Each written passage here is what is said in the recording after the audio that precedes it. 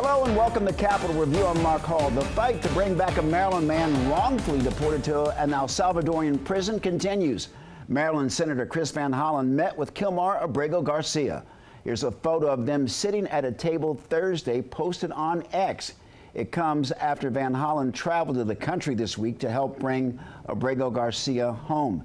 The senator said that this all happened just hours before he was denied access. Returning to Capitol Review is Zach Schonfeld. He's the courts and legal reporter with our media partners at The Hill. Zach, thanks for joining us. Great to see you, Mark. It's great to see you. Let's start with the latest ruling. The appeals court won't lift the order to facilitate Abrego Garcia's return. What does this latest ruling mean? This latest ruling hands another loss to the Trump administration in this case that has now been proceeding for about a month, ever since Abrego Garcia was wrongly deported to El Salvador back on March 15th.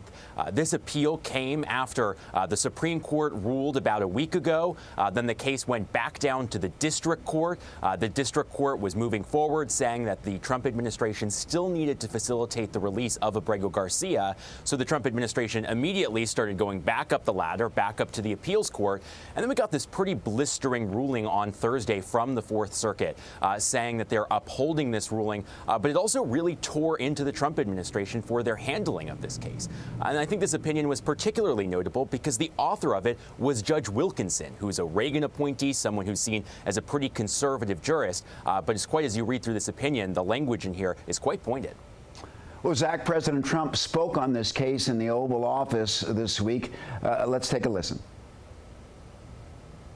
We have activist judges that don't want murderers to be sent out of our country. They don't want killers and drug dealers and drug lords and people from mental institutions. They want them to stay in our country, I guess. I don't know, maybe that's the liberal way, or as they call it nowadays, the progressive way. But I don't think it's the way that our country believes, and that's why I won in a landslide. What's your reaction when he talks about those judges, even though the Supreme Court all ruled unanimously that Abrego Garcia should be returned? Yeah, this is an attack line that we've seen from the president, not only in this case regarding Abrego Garcia, but you've seen that sort of attack whenever a federal district judge has ruled against the administration in its first few months. That attack line accusing these judges of being activists and Democrats. Yes, many of these judges are Democratic appointees. The district judge in this case, a district judge out of Greenbelt, Maryland, is an appointee of former President Obama.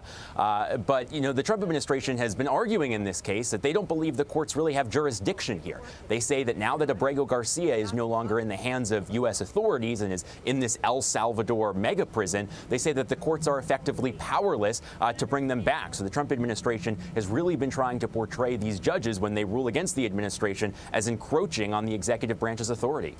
Zach, what kind of precedent is the president and his administration setting?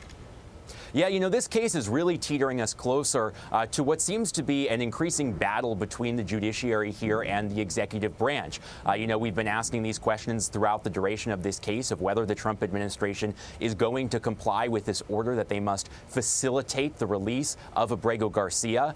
The judge in this case has been very frustrated, saying has actually asked for daily updates from the administration until they comply and until they hand over more information about the steps that have been taken to facilitate this man's return. So it really does seem the judge has been signaling in some of these hearings that we are starting to move closer to contempt proceedings potentially in this case.